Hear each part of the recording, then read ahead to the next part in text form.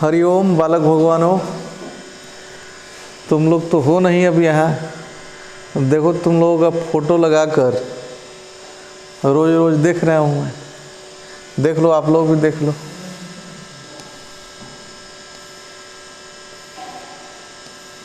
पहचानो हो ना सबको इसमें।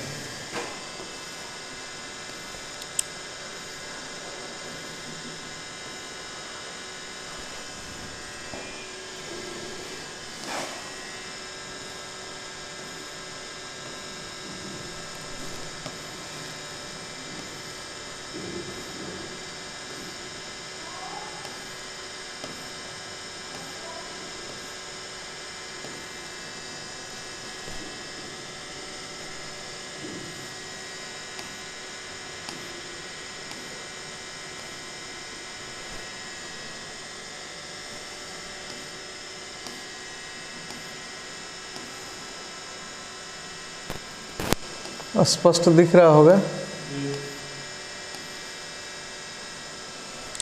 देखो बालक भगवान, तुम लोगों का फोटो मेरे पास है और वहीं मैं कभी कभी देखते रहूँगा। I really miss my students very much. Okay then,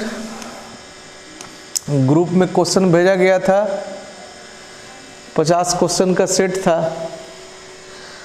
अब उसको डील करना है। आई होप कि आप लोगों ने बना रखा होगा। इसके बाद भी और भी सेट जाएंगे आपके ग्रुप में। यहीं भेजा था मैं, तो यहाँ तो स्पष्ट दिखेगा नहीं। आपके पास क्वेश्चन है ही, तो मैं उस क्वेश्चन को अब डील करता हूँ।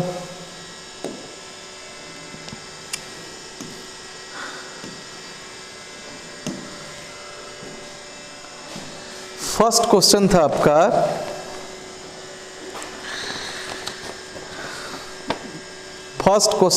I saw him opening the box. इसको कह रहा है सुटेबल पैसिव चुनिए। तो मैं बार बार कहता था, वॉइस आपको बनाना हो, whether it is a speech also, या स्पीच बनाना हो,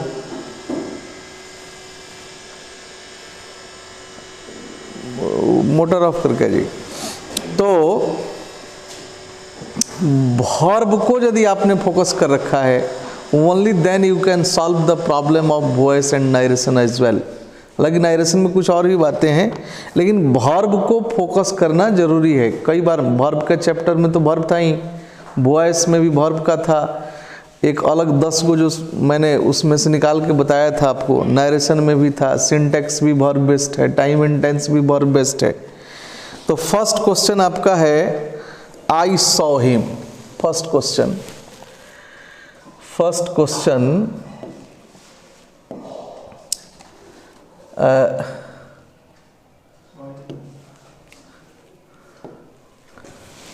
आई सॉ हिम। तो सॉ V2 है ना, सी का दूसरा रूप सॉ होता है। इसका पैसिव क्या होगा जी? अब यह एक्टिव है, तो इसका पैसिव क्या लिखवाया गया था? इसका पैसिव लिखवाया गया था was oblique were plus V3। तो हमें पैसिव चुनना है, तो क्या देखेंगे? सबसे पहले उसका वर्ब फॉर्म देखेंगे कि वाज या वर प्लस V3 एक से अधिक ऑप्शन में जा रहा है कि एक ही ऑप्शन में जा रहा है। यदि एक ही ऑप्शन में गया तो सीधे वो आंसर हो गया हमारा।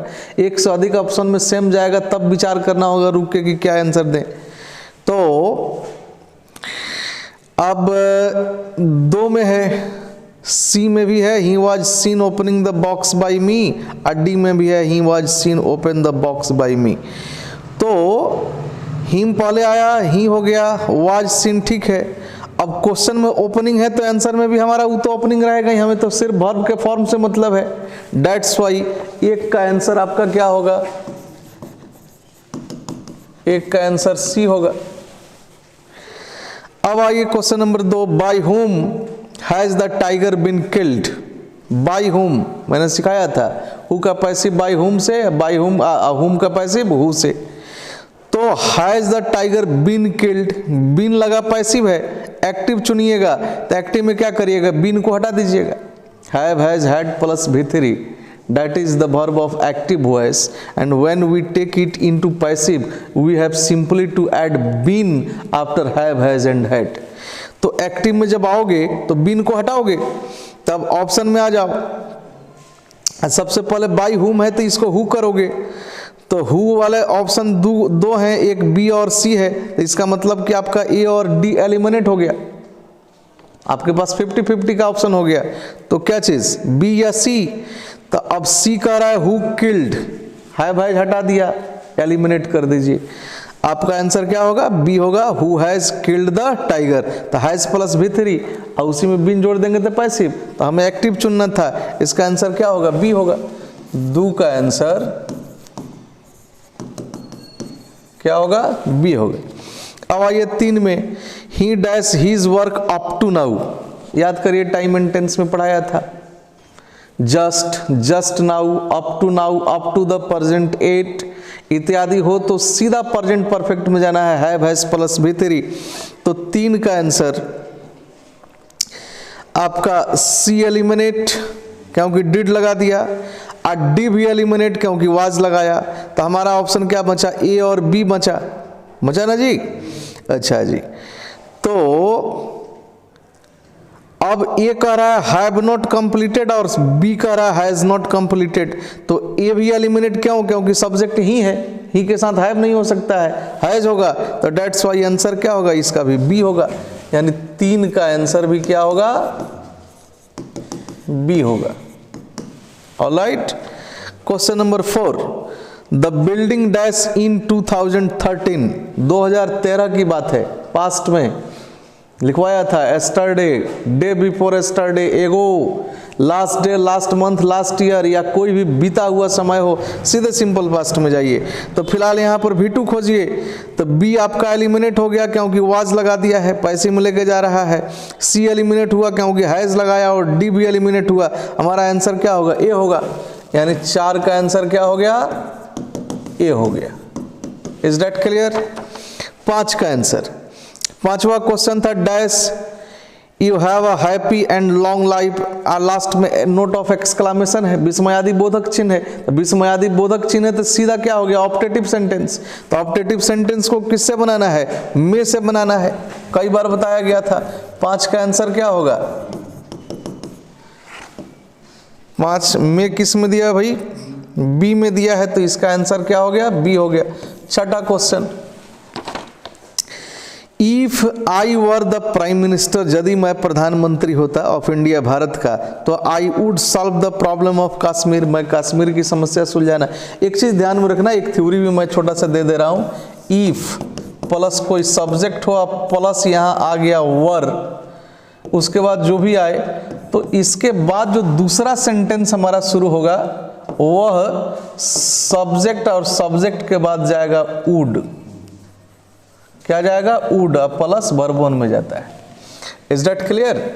अच्छा, यहां पर यदि यह शुरू हो गया इफ से, इफ प्लस सब्जेक्ट, यहां पर यदि हैड आ गया है तो यहां जाता है हमारा सब्जेक्ट प्लस, या तो नहीं, या नहीं, तब यहां पर चला जाता है कुड। जैसे एग्जाम्पल के तौर पर आप समझ लो जी, यदि मैं पक्षी होता या काश मैं पक्षी होता तो आकाश में उड़ता, if I were A bird I would fly in the sky. अब काश मेरे पास पंख होते तो मैं आसमान में उड़ पाता, if I had wings I could fly in the sky, इसका ये जाता है। तो अब 6ठा में है, if I were the prime minister of India I dash solve the problem of Kashmir, तो आई के बाद यहाँ सब्जेक्ट के बाद वर है, आई वर है, तो वुड का प्रयोग करो, यानी आंसर क्या होगा, सी होगा। 6ठा का आंसर क्या हो गया, सी हो गया, मिलाते जाना जी। 7वां, one of the pupils in our class, तो ये सिंटेक्स में सबको नया पुराने सारे स्टूडेंट्स को मैंने पढ़ाया था जी। Either of, neither of, none of, each of, every one of, one of के बाद नाउन प्लुरल होता है लेकिन क्रिया सिंगुलर होती है, सबको मैंने पढ़ाया था। तो यहां पर अब सिंगुलर वर्ब का प्रयोग करना होगा, तो सिंगुलर वर्ब में ए आपका एलिमिनेट हो गया, क्योंकि ओन वर्ब वन है, वर्ब वन प्लुरल होता है, आप जानते हो। वर्ब फाइव सिंगुलर होता है, इशारा पढ़ाया गया है। सी भी छट गया क्योंकि इसमें हैव लगा दिया, और डी का कोई मतलब ही नहीं है, तो आंसर क्या बचा, बी बचा। यानी सातवां का आंसर क्या होगा, बी होगा। Is that clear? अब 8 में आइए, 40 miles dash a long distance, क्या लिखवाया था सिंटेक्स में? यदि निश्चित दूरी, राशि या इकाई का बोध हो तो क्रिया सिंगुलर होती है, तो यहाँ सिंगुलर वर्ब का प्रयोग करोगे, तो सिंगुलर वर्ब तो एक ही ऑप्शन में है, सी में है। दैट्स वाई 8 का आंसर क्या होगा, सी होगा। I hope you better understand it.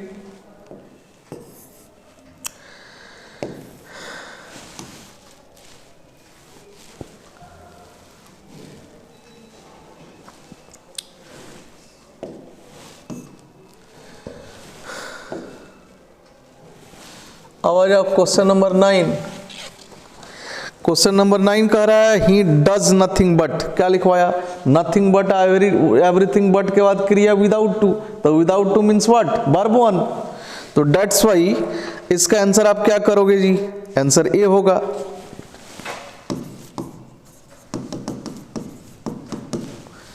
Question number 10 का the children went to the park, combine करना है इसको। बच्चे पार्क में गए, they wanted to fly their kites there, वे लोग वहां पर अपना पतंग उड़ाना चाहते थे। तो इसको यदि जोड़ोगे तो क्या जोड़ोगे कि बच्चे पार्क में अपना पतंग उड़ाने गए, सेंटेंस का यही सेंस ना है, बच्चे पार्क में गए, वे लोग वहां पर अपना पतंग उड़ाना चाहते थे। अब इसको हिंदी में हम कंबाइन करें तो क्या करें, बच्चे पार्क में क्यों गए थे, पतंग उड़ाने, तो बच्चे पार्क में अपना पतंग उड़ाने गए।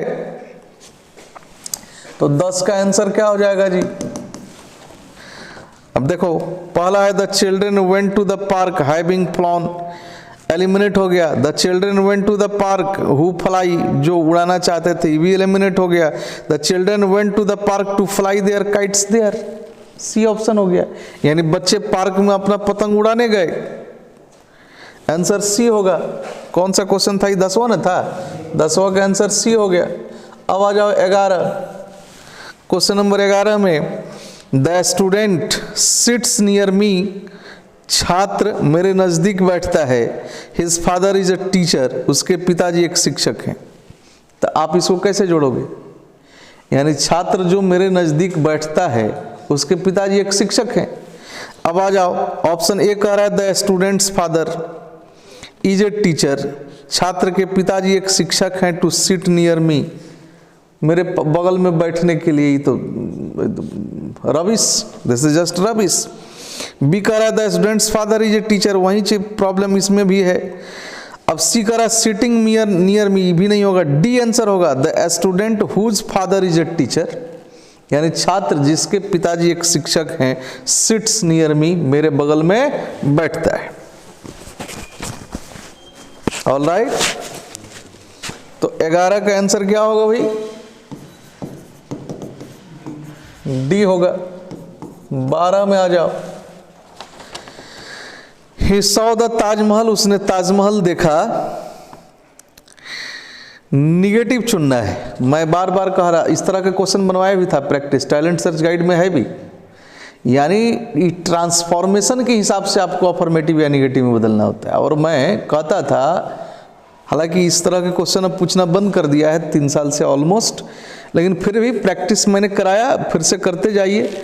यदि एग्जाम में आपके अफर्मेटिव दे दिया निगेटिव में कहा बदलने के लिए, या निगेटिव दे दिया अफर्मेटिव में कहा बदलने के लिए, तो आप ध्यान रखोगे कि वह ट्रांसफॉर्मेशन है और उसका एक ही कंडीशन होता है कि you can alter the sentence but you cannot just alter its meaning. Sentence आप बदल सकते हो from one grammatical form to another, लेकिन you cannot just change its meaning, you have to keep the thing in your mind. Sentence का अर्थ नहीं बदलना चाहिए। तो ही सॉ द ताजमहल, उसने ताजमहल देखा, निगेटिव में भी जाएंगे तो अर्थ वही होना चाहिए। अब पहला कह रहा है he did not fail to see the Taj Mahal, वह ताजमहल देखने से चूका नहीं। अब बी कह रहा he did not see the Taj Mahal, वह ताजमहल नहीं देखा। He had not seen the Taj Mahal, C में है वह ताजमहल नहीं देखा था। सब में निगेटिव चला जा रहा है, अर्थ बदल जा रहा है। ए का अर्थ सेम रह रहा है कि वह ताजमहल देखने से नहीं चुका, तो नहीं चुका इसका मतलब कि देखा, तो डेट्स वाई 12 का आंसर क्या होगा, ए होगा। अब आ जाओ 13 में,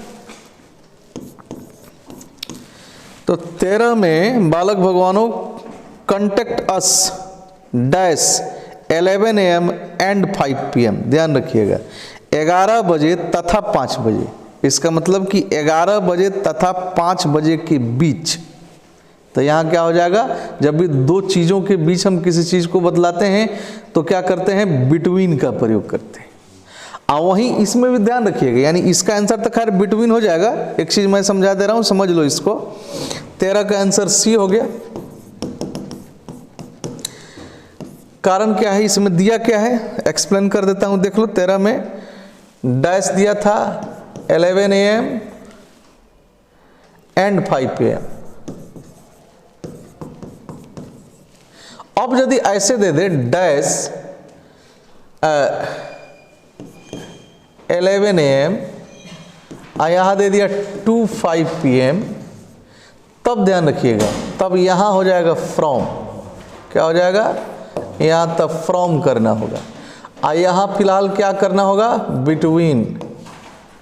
कारण समझिए क्यों, क्योंकि जब 2 लगेगा तो फ्रॉम से शुरू होगा, यानी फ्रॉम 11 AM to 5 PM, यानी 11 बजे दिन से 5 बजे शाम तक। यहाँ बिटवीन 11 AM एंड 5 PM का मतलब हो गया कि 11 बजे दिन से 5 बजे शाम के बीच। इज दैट क्लियर, ये अंतर होता है, ध्यान रखिएगा। अब आ जाइए 14, क्वेश्चन नंबर 14 है the people suffer hardship dash the war. Hardship माने कठिन समय, यानी लोग कठिन समय से का तकलीफ उठाते हैं डैश द वार।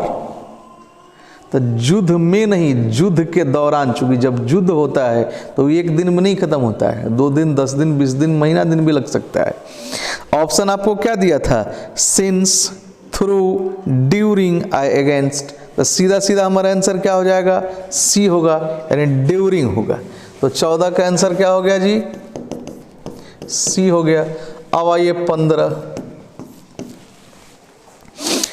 15 में choose the correct sentence. Correct sentence चुनना है। तो he feel sure to his success.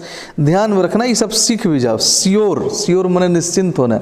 Sure के साथ प्रीपोजिशन के रूप में आप ऑफ का प्रयोग करो, that is better option, sure of.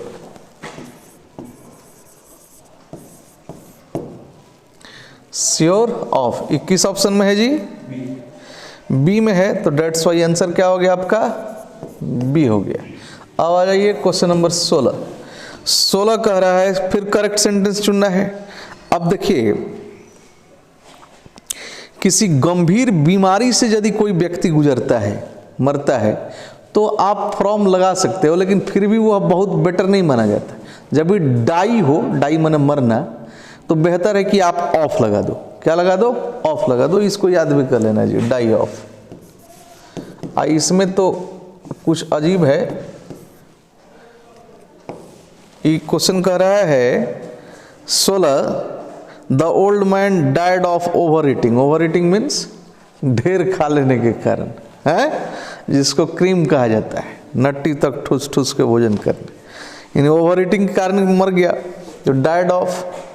तो डाई ऑफ, तो खैर इसमें डाइड ऑफ है, यानी B2 का यूज किया है। आपका आंसर क्या होगा, इसका ए होगा। अब आ जाओ बालक भगवानों 17 में चूज द करेक्ट सेंटेंस। प्रेम से समझिए, खूब ध्यान से, टाइम एंड टेंस पर दे दिया है।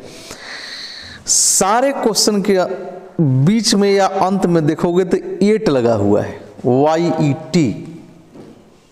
और याद करो प्रेजेंट परफेक्ट का फॉर्मूला जो मैंने बताया था, just now, up to now, up to the present 8, YET 8 माने अभी तक, निगेटिव में जाता है।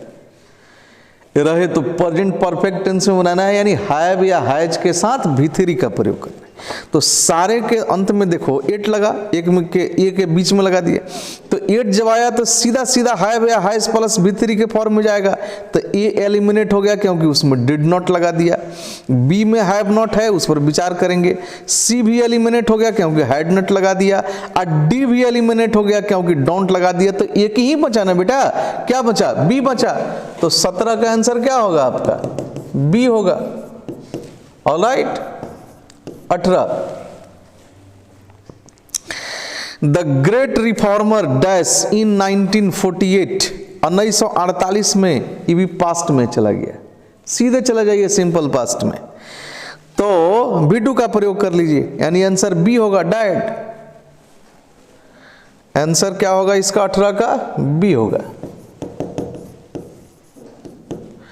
अब आ जाइए 19, my brother often watches television until dash at night. Option है लेटली, लेट, लेटेस्ट, रिसेंट। तो लेट एट नाइट, ये तो कई बार सुने होंगे, रात में देर तक, लेट एट नाइट। 19 का आंसर क्या कर दीजिए? बी करिए।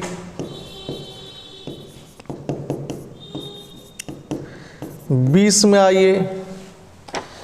20 कह रहा है he was dash punished for his crimes. He was dash punished for his crime. Punish माने दंडित करना, या माने उसको उसके जुर्म के लिए दंडित किया गया। अब ऑप्शन में है just, justly, just now, justice. ध्यान दीजिएगा, पनिश्ड वर्ब है। Is that clear? And parts of a speech में दो हैं जो क्वालिफाई करने का काम करते हैं, एक एडजेक्टिव है और एक एडवर्ब है। तो an adjective qualifies only a noun और pronoun, but an adverb qualifies any parts of a speech except noun और pronoun and pronoun. Adjective noun या प्रोनाउन की विशेषता बताता है, जबकि एडवर्ब नाउन और प्रोनाउन को छोड़ दीजिए तो किसी के भी कोई क्वालिफाई कर लेगा। वह तो कभी कभी sometimes it qualifies even a sentence, कभी कभी तो वह एक पूरे सेंटेंस को भी क्वालिफाई कर देता है। अच्छा, मेरे इसी चैनल पर AAA करके 3 गो लेक्चर होगा, उसमें मैंने एडवर्ब, एडजेक्टिव और ऑब्स्ट्रैक्ट नाउन को बड़ी डिटेल समझाया था। खैर, तो पनिश माने दंड देना या दंडित करना, यह वर्ब है, तो इसको क्वालिफाई करने के लिए आपको एडवर्ब का यूज करना होगा। तो जस्टली एडवर्ब है, यानी बी में जाना होगा, एंड बी का आंसर, 20 का आंसर क्या होगा? बी होगा। बी में क्या लिखा है? जस्टली। इसका मैं अर्थ भी बता दे रहा हूं, ईमानदारी से।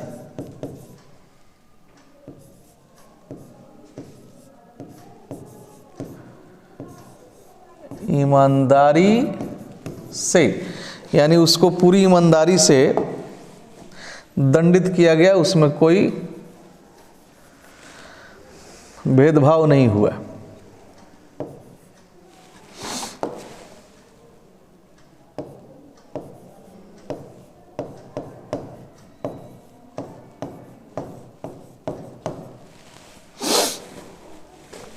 बीस तक हो गए ना? हैं? अब आइए 21। क्वेश्चन नंबर 21 है, अनलेस ही वर्क्स हार्ड, यानी जब तक वह कठिन परिश्रम नहीं करता है, ही डैश। तो सेंटेंस निगेटिव जा रहा है, ध्यान रखिएगा, आगे भी निगेटिव ले जाना होगा। अब ऑप्शन है विल सक्सीड, यानी सफल होगा। बी है विल नॉट सक्सीड, सफल नहीं होगा। सी में वुड सक्सीड, तो वहीं चला गया, सफल होगा के अर्थ में। तो जब सेंटेंस कह रहा है कि अनलेस ही वर्क्स हार्ड, जब तक वह कठिन परिश्रम नहीं करेगा, कठिन काम नहीं करेगा, तब तक वह सफल नहीं होगा, ऐसे जाना चाहिए, यानी सेंस नेगेटिव जाएगा। तो डेट्स वाई 21 का आंसर क्या होगा? 20 होगा, सॉरी बी होगा। 22, ही डैश बैंगलोर नेक्स्ट फ्राइडे। तो नेक्स्ट फ्राइडे, अगले फ्राइडे को, सेंस फ्यूचर का है। तो एक पॉइंट बताया था मैंने टाइम एंड टेंस में कि यदि फ्यूचर के किसी निश्चित प्रोग्राम का बोध कराना हो तो आप सिंपल प्रेजेंट में भी उसको बना सकते हैं, फ्यूचर में भी बना सकते हो, सिंपल प्रेजेंट में भी बना सकते हैं। तो अब ऑप्शन देखेंगे तो नेक्स्ट फ्राइडे जनरली फ्यूचर में जाना चाहिए, लेकिन फ्यूचर के लिए शैल विल लगता है, शैल विल कहीं लगाया ही नहीं, तब हम किसको चुनेंगे, वर्ब 1 या वर्ब 5 को, किसके अनुसार, सब्जेक्ट के अनुसार। तो सब्जेक्ट क्या है, ही, तो ही के साथ क्या होगा, वर्ब 5, तो इसलिए आपका आंसर क्या हो जाएगा, बी होगा। तो 22 का आंसर बी। 23 कह रहा है I dash her singing in the bedroom, I dash her singing in the bedroom. Option है एम सीइंग, देख रहा हूं, बी है सी, देखता हूं, सी है विल सी, देखूंगा, और डी है वाचिंग, तो ऐसा ही गड़बड़ है।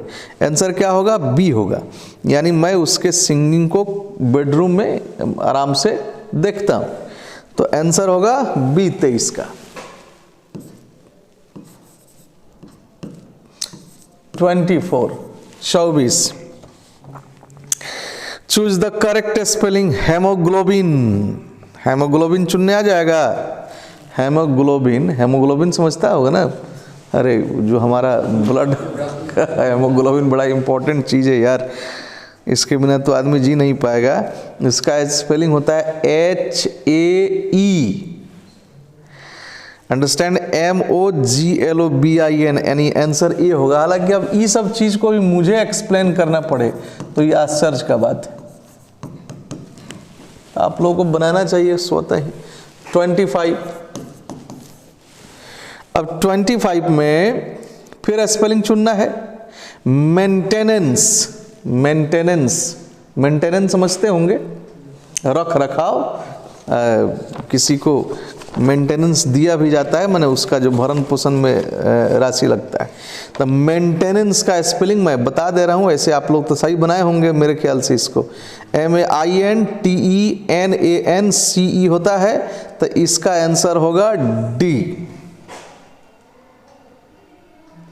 डी अब भी सेम है जी, MAINTENANCE, अरे तो सेम हो गया ऑलमोस्ट, तब तो सी डी कौन दे सकता था विद्यार्थी। सी भी शायद ऑलमोस्ट सेम है, जो मुझे दिख रहा है सेम है जी, सी और डी दोनों, MAINTEN, हाँ हाँ, डी नहीं सी होगा, सॉरी डी गलत दे दिया है, सी होगा।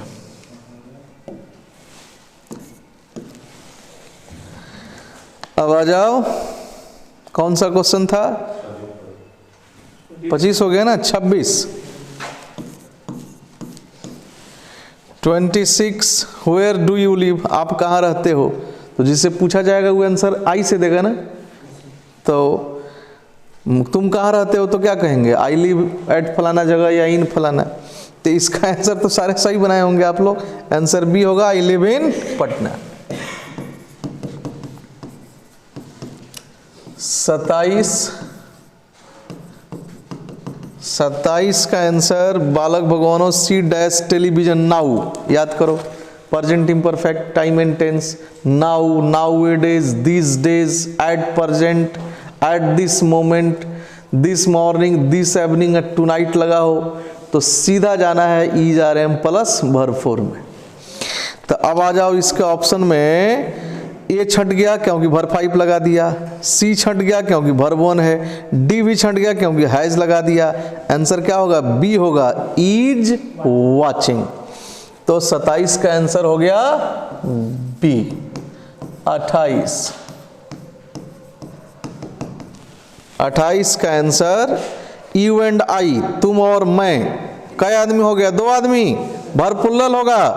ए छट गया क्योंकि हैज लगाया, सिंगुलर है, एम होगा नहीं, डी भी छटा क्योंकि वाज लगा दिया। आंसर सीधे होगा, क्या होगा, सी होगा, have done, have done, have plural भर।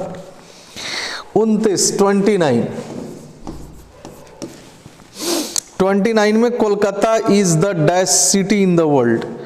तो मोस्ट पॉपुलस, क्योंकि जब द लगा है तो आपको सुपरलेटिव डिग्री में जाना होगा, तो आंसर क्या होगा, सी होगा।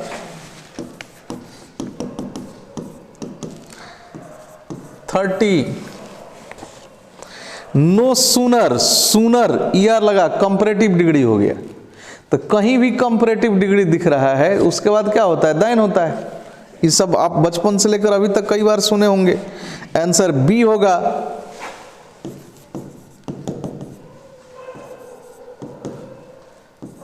31। अब यहां से शायद लिटरेचर शुरू हो रहा है।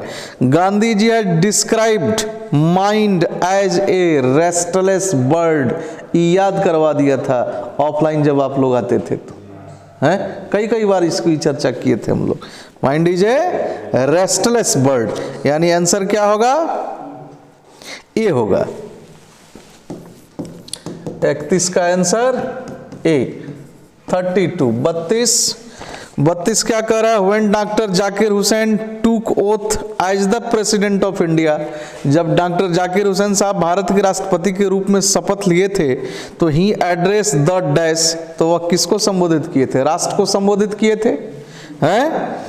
तो आंसर ऑप्शन में है नेशन, सिटी, विलेज, पार्लियामेंट। राष्ट्रपति, राष्ट्र को, राष्ट्रपति नाम ही है उसका पद का, तो राष्ट्र को संबोधित करता है।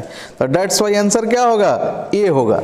32 का आंसर ए हो गया। अब आ जाओ 33।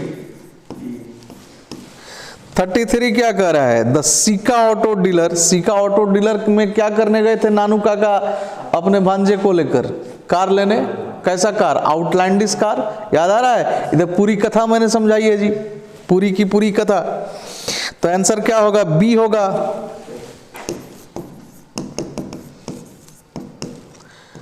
34 dash was well known to the grocery a curio shop. Curio dealer, curio shop की चर्चा हुई थी, यानी कलाकृति का वस्तु खरीदने और बेचने वाला जो होता है वह क्यूरियो डीलर होता है, और उस दुकान को क्यूरियो शॉप कहते हैं। तो क्यूरियो शॉप से किसका रिलेशन था, सिबई का। किस कथा में आप लोगों को बताया गया था, बोलो। आप लोगों को यह कथा था द आर्टिस्ट, जो जापानी जो राइटर शिगा नोया है उन्होंने लिखा है, जिसमें सिबई सेंट्रल रोल में है। तो इसका आंसर क्या होगा भाई, सिबई, सी होगा।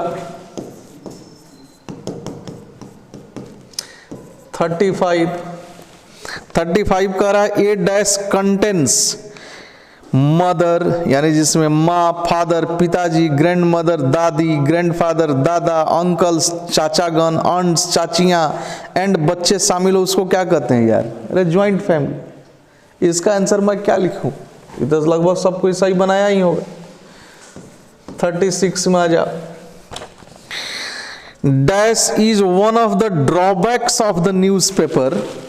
टैलेंट सर्च गाइड अभी यहीं पर रखा था मैंने, हैं। Dash is one of the drawbacks of the newspapers. Newspaper सुनते ही आपको चैप्टर याद हो जाना चाहिए। किस चैप्टर का क्वेश्चन है, how free is the press का। How free is the press का अब जब जाओगे टैलेंट सर्च गाइड जो आपके पास होना चाहिए, सबको मैंने दिया था, सबके पास होना ही चाहिए। तो इसमें पेज नंबर 16 के क्वेश्चन नंबर 4 में, क्वेश्चन नंबर 4 के आंसर में मैंने लिखा था, चौथा क्या था, name the charges of the author makes against the press. Page number 16 है, शॉर्ट क्वेश्चन में। तो उसका आंसर मैंने लिखा था false emphasis, inaccuracy, garbling, reversal of fact, random invention and flat suppression are the charges the author makes against the press. Garbling की चर्चा थी उसमें, यदि आप पढ़े होंगे, रिवीजन करेंगे तभी क्वेश्चन बनेगा जी, ध्यान रखिए। अगर रिवीजन कर लेते हो टैलेंट सर्च गाइड का, सिर्फ आपको कहीं देखने की जरूरत भी नहीं पड़ती है ना जी। तो 36 dash is one of the drawbacks of the newspapers. Option 4 दिया है, पहला है मॉन्गरिंग, बी है गाबलिंग, सी है कार्टेलिंग, डी है मैनिपुलेटिंग। तो आंसर क्या होगा, बी होगा।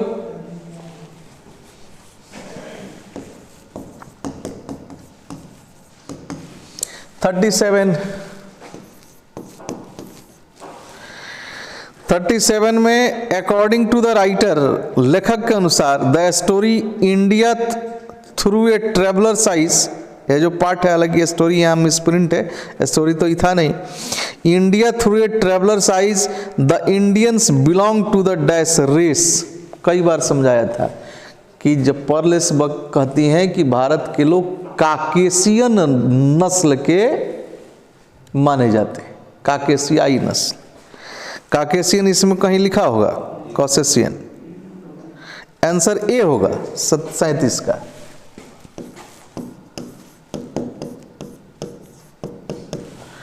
ये सब इंपॉर्टेंट क्वेश्चन है, क्वेश्चन भुलाना नहीं चाहिए। जितना ग्रुप में भेजा गया सबको लिख लीजिए, बना के रेडी रखिए, और वही चीज बार बार रिवीजन करके एग्जाम में बैठना, ध्यान रखिएगा। 38 है, when Pearl S Buck returned to America, जब वो अमेरिका वापस आई तो शी रोट ए बुक, उन्होंने एक किताब लिखा। अब कौन सा किताब, मैं ऑप्शन पढ़ रहा हूं, आपका आंसर सही होना चाहिए। कम माई बिलवेड, बी है द गॉड्स अर्थ, सी है माई सेवरल वर्ड्स, और डी है India through a traveller's eyes. मिल गया आंसर डी, बुद्धि खुला। 39 ट्रेन टू पाकिस्तान, ये टैलेंट सर्च गाइड में लिखा हुआ है। ट्रेन टू पाकिस्तान किसने लिखा? खुशवंत सिंह ने लिखा।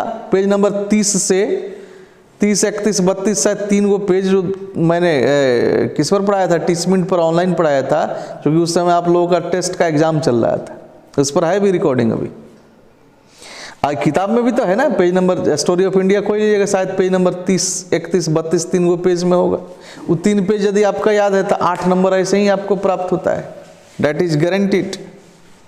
खुशवंत सिंह, यानी आंसर क्या होगा? ट्रेन टू पाकिस्तान किसने लिखा?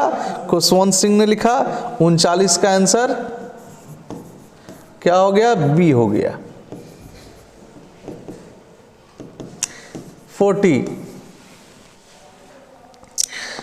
40 number, the great Indian Nobel, इसको याद कर लीजिएगा। Great Indian Nobel Shashi Tharoor हैं, केरला से आते हैं, शशि थरूर ने लिखा है इसको, इसको एगो याद कर लीजिएगा।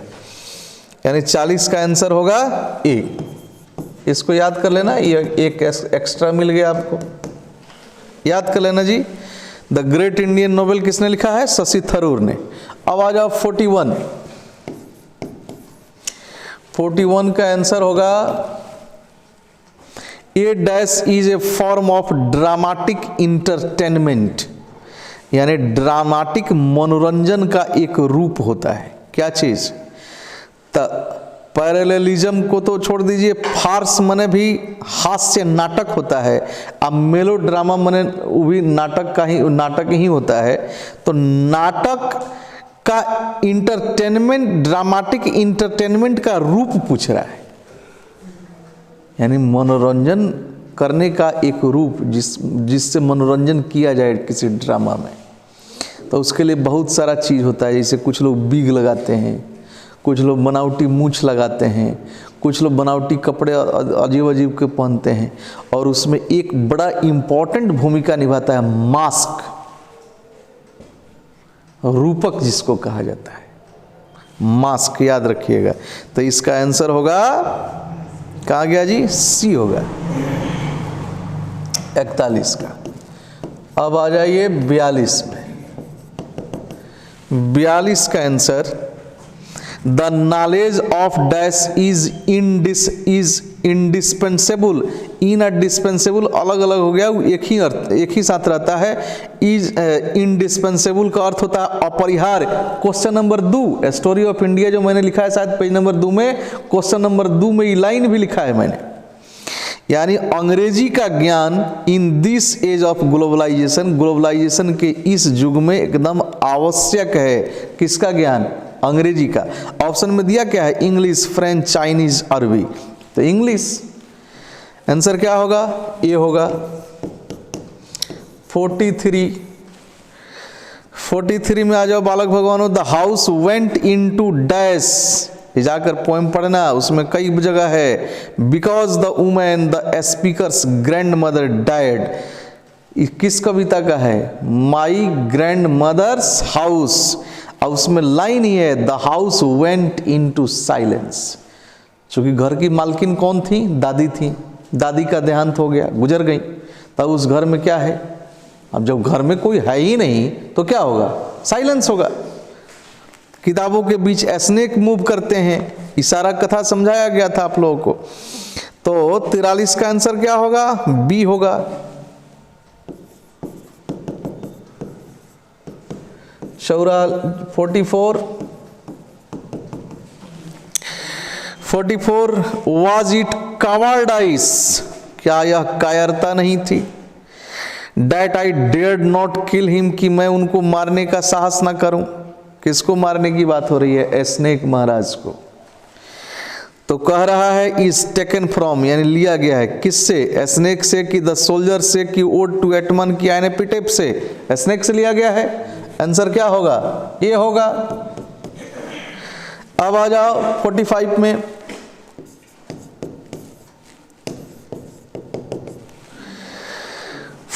बालक भगवानों, इन सिसिली जुलाई के महीनों में इट इज बिलीव्ड डैट, माना जाता है कि ब्लैक स्नेक्स आर इनोसेंट, जो काले रंग के सांप होते हैं वे क्या होते हैं? इनोसेंट होते हैं। लेकिन whereas the gold snakes are venomous, ये सबसे बनवाए थे। वेनोमस मीन्स विषैला। तो वेनोमस किस ऑप्शन में दिया है? ए में दिया है, इसलिए आंसर क्या हो गया? ए हो गया। 46 में मुंगोजरी या ग्रिडल बोन किस कविता में बताया गया था? माइक भिटी में। माइक भिटी सरदार है। माइक भिटी के बारे में टी.एस. एलियट क्या कहते हैं? द नेपोलियन ऑफ क्राइम, कि ये क्राइम का नेपोलियन है क्या? तो एक बिलार है। अब मुंगोजरी या ग्रिडल बोन, इसकी कई बार चर्चा किए थे। ये भी बिलार ही हैं, लेकिन मेन मास्टर कौन है? माइक भिटी। आई लोग क्या है उसके? Nothing but the agents. T S. Eliot ने ग्रिडल बोन और मुंगोजरी को क्या कहा है? कि ये लोग माइक भिटी के एजेंट के अलावा कुछ नहीं है। तो क्या होगा आंसर? सी होगा। 47 में क्या कह रहा है? आई हार्बर फॉर गुड और bad, I permit to speak at every hazard, मैं जीवन में आने वाले हर खतरे पर बोलने की अनुमति भी चाहता हूं। किस कविता का है? सॉन्ग ऑफ माई सेल्फ की एनेपिटेफ की सोल्जर की my grand mother house? Song of my self का है। यानी 47 का आंसर क्या होगा? ये होगा। 48 का the first 8 lines of the poem, पूरा का पूरा मैंने आप लोगों को बताया है जी। 2 लाइन को कपलेट कहते हैं, 3 लाइन को टर्सेट कहते हैं, 4 लाइन को क्वार्टरेंस, 5 लाइन को क्या कहते हैं? 6 सब बताया। 6 लाइन को सेस्टेट, 8 लाइन को ऑक्टेव कहते हैं। जो 14 लाइन की कविता होती है उसको सनेट कहते हैं। तो 48 क्या कर रहा है? First 8 lines, 8 line. 8 लाइन क्या कहलाता है? ऑक्टेव। यानी आंसर क्या होगा? बी होगा।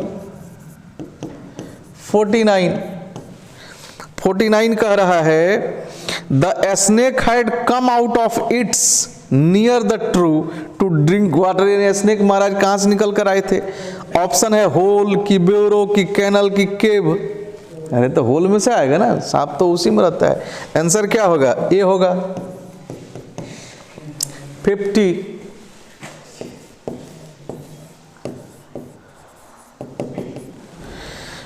का आंसर क्या कर रहा है? Fire human is written by, के लिखा है जी? फायर ह्यूमन KN दारू वाला। तो आंसर क्या होगा? बी होगा। आई होप कि एक बार फिर से रिवीजन हुआ। अब कितना रिवीजन कराया जाए, लेकिन 2 बार और कराएंगे। अभी फिर से ग्रुप में क्वेश्चन जाएगा, उसको ही बना लीजिएगा। अभी 50 क्वेश्चन था, सबको मैंने डील कर दिया, डिस्कशन अच्छे से हो गया। आप थोड़ा कमेंट में जरूर बताना कि 50 में आपने कितना सही बनाया था। ईमानदारी से बताना जी कि 45 सही था कि 48 सही था कि 40 सही था, कितना सही था ये बताना जरूर। ठीक है, आप वेट करिए फिर नेक्स्ट क्वेश्चन के लिए, ग्रुप में मैं डालूंगा उसको।